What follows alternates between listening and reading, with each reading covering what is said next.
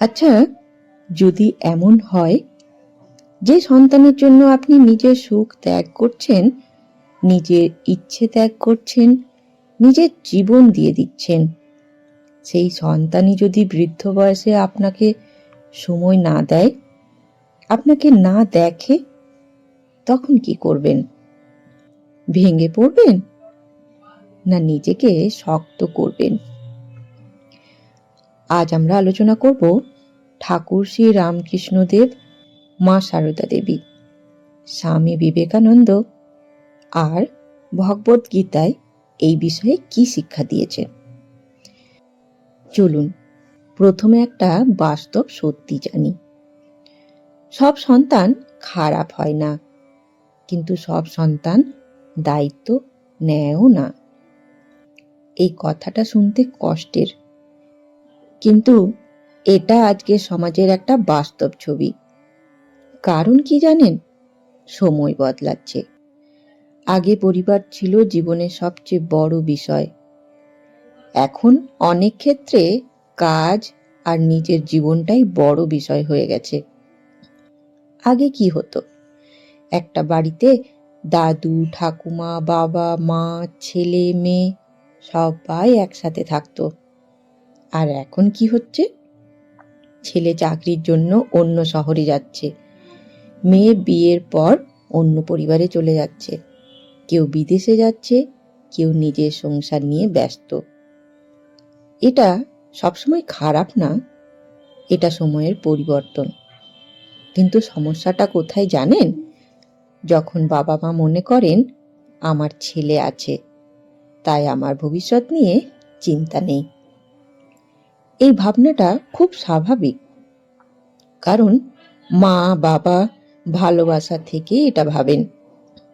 কিন্তু একটা সত্যি মনে রাখতে হবে, জীবনে কোনো কিছুই শতভাগ নিশ্চিত নয়। পরিস্থিতি বদলাতে পারে, মানুষের সময় বদলাতে পারে, দায়িত্বের চাপ বাড়তে পারে। অনেক সময় সন্তান ইচ্ছে থাকলেও সময় দিতে পারে না। এখানে একটা বড় ভুল হয়। প্রায় 90% বাবা মাই এই ভুলটা করেন। ভুলটা কি জানেন? নিজেদের পুরো আবেগ, পুরো আশা, পুরো ভবিষ্যৎ শুধু সন্তানের উপর রেখে দেন। মানে নিজের সুখের চাবিটা পুরোপুরি সন্তানের হাতে দিয়ে দেন। এটা কেন বিপজ্জনক জানেন? কারণ তখন যদি সন্তান ব্যস্ত থাকে বা সময় দিতে না পারে, তখন বাবা মা মনে করেন আমার কেউ নেই। কিন্তু আসল সমস্যা সন্তান না, সমস্যা হলো আমরা নিজের জীবনের সব কিছু এক জায়গায় বেঁধে ফেলি। চলুন একটা উদাহরণ দিয়ে বোঝার চেষ্টা করি। ধরুন কেউ যদি নিজের সব টাকা এক জায়গায় রাখে আর সেই জায়গায় সমস্যা হয়, তাহলে কি হবে? সবকিছু একসঙ্গে ক্ষতি হবে। ঠিক তেমনি যদি নিজের সব মানসিক ভরসা শুধু একজন মানুষের ওপর রাখেন, তাহলে কষ্টের সম্ভাবনা বাড়ে। এখন প্রশ্ন আসতে পারে, তাহলে কি সন্তানকে ভালোবাসবো না? অবশ্যই বাসবেন। ভালোবাসা কখনো সমস্যা না। সমস্যা হলো অতিরিক্ত নির্ভরতা। ভালোবাসা আর নির্ভরতা এক জিনিস না। ভালোবাসা শান্তি দেয়, অতিরিক্ত নির্ভরতা ভয় তৈরি করে। এই জন্যই অনেক বাবা মা বৃদ্ধ বয়সে সবচেয়ে বেশি ভয় পান, একাকিত্বের ভয়। কিন্তু একটা জিনিস জানেন, যারা মানসিকভাবে নিজের শক্তি তৈরি করেন, তারা একা থাকলেও ভেঙে পড়েন না। আর যারা শুধু অন্যের ওপর ভরসা করেন, তারা লোকের মধ্যেও একা অনুভব করেন। এই জন্য জীবনের একটা বড় শিক্ষা হলো সন্তানকে ভালোবাসবেন, কিন্তু নিজের জীবনের ভুল নয়। নিজের আনন্দ রাখুন, নিজের পরিচয় রাখুন, নিজের মানসিক শক্তি তৈরি করুন। কারণ একটা কথা খুব সত্যি, যে নিজের ভেতর থেকে শক্ত, সে পরিস্থিতিতে ভাঙে না। এখন একটা গুরুত্বপূর্ণ প্রশ্ন আসতে পারে, যদি সন্তানের ওপর পুরো নির্ভর না করি তাহলে মানসিক শান্তি পাবো কোথায়? এই প্রশ্নের উত্তর শ্রী শ্রী ঠাকুর রামকৃষ্ণদেব খুব সহজ ভাষায় বলে দিয়েছেন। আসুন জানি ঠাকুরের শিক্ষা। ঠাকুর শ্রী রামকৃষ্ণদেব একটা অসাধারণ শিক্ষা দিয়েছিলেন। তিনি বলতেন, মানুষের উপর ভরসা করো, কিন্তু নির্ভর করো ঈশ্বরের ওপর। এই কথাটা খুব ছোট্ট, কিন্তু এর ভেতরে খুব বড় জীবন শিক্ষা আছে। মানে কি জানেন? মানুষকে ভালোবাসবেন, মানুষের ওপর বিশ্বাস রাখবেন, কিন্তু নিজের মানসিক শান্তি পুরোপুরি মানুষের হাতে দেবেন না। কারণ মানুষ বদলাতে পারে, পরিস্থিতি বদলাতে পারে, সময় বদলাতে পারে। আজ যে মানুষ সময় দিতে পারছে, কাল সে ব্যস্ত হয়ে যেতে পারে। এটা সবসময় খারাপ ইচ্ছের জন্য হয় না। অনেক সময় দায়িত্ব বাড়ে, কাজের চাপ বাড়ে, নিজের সংসারের সমস্যা থাকে। এই জন্যই ঠাকুর বলতেন, ঈশ্বরের ওপর নির্ভর করো। মানে শুধু ধর্মীয় কথা না, এর মানে হলো নিজের ভেতরে শক্তি তৈরি করা। এখন একটা গুরুত্বপূর্ণ প্রশ্ন, সন্তানকে ভালোবাসবো কিন্তু নিজের সুখ তাদের হাতে দেব না, এটা কিভাবে সম্ভব? এর উত্তর হলো প্রত্যাশা কমানো। কারণ একটা বাস্তব সত্যি হলো, প্রত্যাশা যত বেশি, কষ্টও তত বেশি। যখন আমরা ভাবি আমার ছেলে প্রতিদিন আমার সাথে কথা বলবে, আর যদি সেটা না হয় তখন মন ভেঙে যায়। কিন্তু যদি ভাবি ও ব্যস্ত থাকতে পারে, সময় পেলে কথা বলবে, তাহলে কষ্ট কম হয়। এটার মধ্যে পার্থক্যটা কোথায় জানেন? এটার মধ্যে পার্থক্য হলো আমাদের প্রত্যাশায়। এখানে একটা ছোট্ট উদাহরণ দিই। ধরুন আপনি কাউকে একটা উপহার দিলেন। যদি মনে মনে ভাবেন সে আমাকে রিটার্ন গিফট দেবে, তাহলে না দিলে কষ্ট হবে। কিন্তু যদি শুধু ভালোবাসা থেকে দেন, তাহলে আনন্দ পাবেন। ঠিক তেমনি ভালোবাসা নিঃস্বার্থ হলে শান্তি দেয়, শর্তযুক্ত হলে কষ্ট দেয়। এই জন্যই শ্রী মা বলেছিলেন, কারোর থেকে কিছু আশা করো না। কারণ আশা যত কম করবে, মন তত হালকা হবে। চলুন এবার শ্রী শ্রী মা কি বলেছেন, মায়ের শিক্ষা জানা যাক। জানেন, যখন মানুষ কষ্ট পায়, সবচেয়ে বেশি কষ্ট কোথা থেকে আসে? মানুষের ব্যবহার থেকে না, প্রত্যাশা ভেঙে যাওয়া থেকে। শ্রী শ্রী মা সারদা দেবী খুব সহজভাবে একটা জীবন বদলে দেওয়ার মতো কথা বলেছিলেন। যদি শান্তি চাও, কারোর থেকে কিছু আশা করো না। এই কথাটা শুনতে খুব সহজ, কিন্তু যদি গভীরভাবে ভাবেন তাহলে বুঝবেন এই কথাটা মধ্যে আছে অর্ধেক সমস্যার সমাধান। মানে এই না যে কাউকে ভালোবাসবেন না, কারোর সাথে সম্পর্ক রাখবেন না। এর মানে হলো ভালোবাসবেন, কিন্তু নিজের শান্তি অন্যের আচরণের ওপর নির্ভর করাবেন না। একটা বাস্তব ঘটনা ভাবুন। একজন মা সারা জীবন সন্তানের জন্য কষ্ট করলেন, ছেলেকে পড়ালেন, মানুষ করলেন, নিজের নতুন কাপড় না কিনে ছেলেকে দিলেন। তারপর বৃদ্ধ বয়সে তিনি ভাবলেন, এবার ছেলে আমাকে দেখবে। এটা স্বাভাবিক চিন্তা। কিন্তু যদি ছেলে ব্যস্ত হয়ে যায়, তখন কি হয়? মন ভেঙে যায়। কিন্তু যদি আগের থেকেই মনে রাখতেন, আমি ভালোবাসা দিচ্ছি কর্তব্য হিসেবে, ফল পাওয়ার জন্য না, তাহলে কষ্ট কম হতো। এজন্য মা বলতেন, কর্তব্য করো কিন্তু ফলের আশা কম রাখো। আরেকটি অসাধারণ শিক্ষা দিয়েছিলেন শ্রী শ্রী মা। তিনি বলেছিলেন, কারোর দোষ দেখো না, নিজের দিকে তাকাও। এটার মানে কি জানেন? এর মানে এই না যে অন্যায় মেনে নিতে হবে। এর মানে হলো অন্যের আচরণ নিয়ে বেশি ভাবলে নিজের মন অশান্ত হয়। যদি সারাদিন ভাবেন আমার ছেলে এটা করলো না, ওটা করলো না, তাহলে কষ্ট বাড়বে। কিন্তু যদি ভাবেন আমি নিজের মনকে শান্ত রাখবো, তাহলে শান্তি বাড়বে। কারণ একটা কথা খুব সত্যি, অন্যকে বদলানো কঠিন, নিজেকে বদলানো সম্ভব। এখন একটি প্রশ্ন আসতেই পারে, প্রত্যাশা তাহলে কিভাবে কমাবো? কারণ এটা বলা সহজ, করা খুব কঠিন।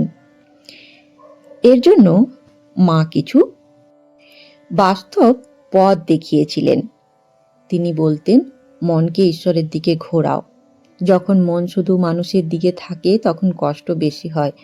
যখন মন একটু ঈশ্বরের দিকে যায় তখন ভেতর থেকে শক্তি আসে।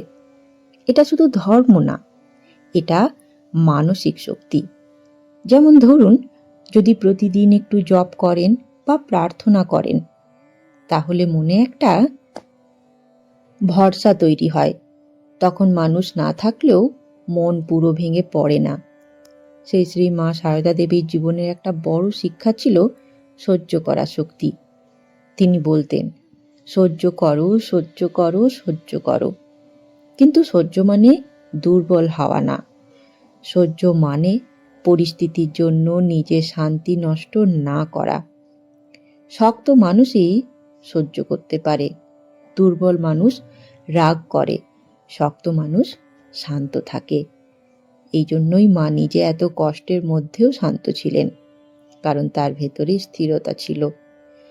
এখন একটা খুব গভীর কথা বলি, শ্রী শ্রী মা সারদা দেবী কখনো বলেননি সবাই তোমাকে ভালোবাসবে। তিনি বলেছিলেন তুমি সবাইকে ভালোবাসার চেষ্টা করো। এটাই মনের একটা শক্তি, কারণ তখন আপনার খুশি অন্যের আচরণের ওপর নির্ভর করবে না, আপনার ভেতর থেকেই আসবে। এখন একটা বাস্তব প্রশ্ন, মনকে এত শক্ত করব কিভাবে তাহলে? নিজেকে এত শক্ত করব কিভাবে? এই প্রশ্নের শক্তিশালী উত্তর দিয়েছেন স্বামীজি। আসুন জানি স্বামীজির শিক্ষা। জানেন, স্বামী বিবেকানন্দ বলেছিলেন, strength is life, weakness is death. এর মানে যত মানসিকভাবে শক্ত তত সুখী। স্বামীজি সবসময় বলতেন নিজেকে শক্ত বানাও, নিজের পার্সোনালিটি তৈরি করো, শুধু মা বাবার আইডেন্টিতে নয়, নিজস্ব আইডেন্টি রাখুন। এখানে একটি বাস্তব প্রশ্ন আসে, তাহলে স্ট্রং কি করে হব? সেটা গীতাই বলেছে। আসুন জানি গীতার শিক্ষা। গীতাই বলেছে নিজেকেই নিজের বন্ধু করতে হবে। যদি নিজের মন শক্ত হয় তাহলে একা থাকলেও শান্তি থাকে। যদি মন দুর্বল হয় তাহলে লোকের মধ্যে একা লাগে। গীতা আরও একটি জিনিস বলেছে, আসক্তি কমাও। আসক্তি মানে ভালোবাসা না, আসক্তি মানে নির্ভরতা। এই পার্থক্যটাই আমাদের বুঝতে হবে। এখন চলুন বাস্তব 5টি কাজ আমরা জানব, যেগুলো করলে বৃদ্ধ বয়সে একাকিত্ব আর লাগবে না। কিন্তু এই 5টি উপায়ের মধ্যে শেষের দুটি সবচেয়ে গুরুত্বপূর্ণ। তাহলে চলুন শুরু করি। প্রথম উপায়, অল্প হলেও নিজের সঞ্চয় রাখা। একটা বাস্তব সত্য হলো, অল্প হলেও যদি নিজের কিছু সঞ্চয় থাকে তাহলে মনের ভিতরে একটা সাহস থাকে। এখানে টাকার পরিমাণ বড় কথা নয়, বড় কথা হলো নিজের একটা ভরসা থাকা। যদি মনে হয় আমার নিজের কিছু আছে তাহলে ভবিষ্যতের ভয় কমে। এজন্য যতদিন সম্ভব অল্প অল্প করে হলেও সঞ্চয়ের অভ্যেস রাখুন। এবার দ্বিতীয় গুরুত্বপূর্ণ বিষয়। দ্বিতীয় বিষয় হলো শরীরের যত্ন নেওয়া। স্বাস্থ্য ভালো থাকলে অন্যের ওপর নির্ভরতা কমে। এই জন্য শরীরকে অবহেলা করা উচিত নয়। প্রতিদিন একটু হাঁটা, সহজ ব্যায়াম, খাবারের নিয়ম, এই ছোট্ট অভ্যাসগুলি বৃদ্ধ বয়সে বড় সাহায্য করে। একটা কথা মনে রাখবেন, শরীর ভালো থাকলে মনও শক্ত থাকে। চলুন এবার তৃতীয় বিষয়, যেটা অনেকেই গুরুত্ব দেয় না, ভালো সম্পর্ক তৈরি করা। শুধু পরিবারই সব না, ভালো বন্ধু, ভালো প্রতিবেশী, ভালো মানুষ, এরা অনেক সময় বড় মানসিক শক্তি হয়ে দাঁড়ায়। যে মানুষ সবার সঙ্গে ভালো ব্যবহার করেন তিনি খুব কমই একা থাকেন। এই জন্য মানুষের সঙ্গে ভালো ব্যবহার করুন, কারণ ভালো ব্যবহার একদিন না একদিন ফিরে আসে। এবার চতুর্থ বিষয়, আধ্যাত্মিক অভ্যেস তৈরি করা। প্রতিদিন যদি একটু সময় প্রার্থনা করেন বা ভগবানের নাম স্মরণ করেন, তাহলে মন ধীরে ধীরে শান্ত হয়। যখন মানুষের ওপর ভরসা কমে যায়, তখন সেই অভ্যেস মানুষকে ভেতর থেকে শক্ত করে। কারণ তখন মনে হয় আমার একটা ভেতরের আশ্রয় আছে। এখন শেষ এবং সবচেয়ে গুরুত্বপূর্ণ বিষয়, পঞ্চম উপায়, নিজের সম্মান বজায় রাখা। সবচেয়ে বড় ভুল কি জানেন? অনেক বাবা মা ভাবেন আমি এখন কারোর বোঝা। এই চিন্তা একদম ভুল। যতদিন আপনি বেঁচে আছেন ততদিন আপনার মূল্য আছে। নিজেকে কখনো অপ্রয়োজনীয় ভাববেন না। নিজের পছন্দের কাজ করুন, যেমন ভক্তির গান শোনা, ধর্মীয় বই পড়া, গাছের যত্ন নেওয়া, মানুষকে সাহায্য করা। এই ছোট্ট ছোট্ট কাজগুলো জীবনকে আনন্দ দেয়। কারণ জীবন শুধু বেঁচে থাকার নাম নয়, শান্তিতে বেঁচে থাকার নামই জীবন। এবার একটি খুব গভীর সত্য বলি, যারা শুধু সন্তানের ওপর নির্ভর করে তারা বেশি ভয় পায়, আর যারা নিজের ভেতরে শক্তি তৈরি করে তারা অনেক শান্ত থাকে। শেষে ঠাকুর শ্রী রামকৃষ্ণদেবের একটি গভীর শিক্ষা বলি।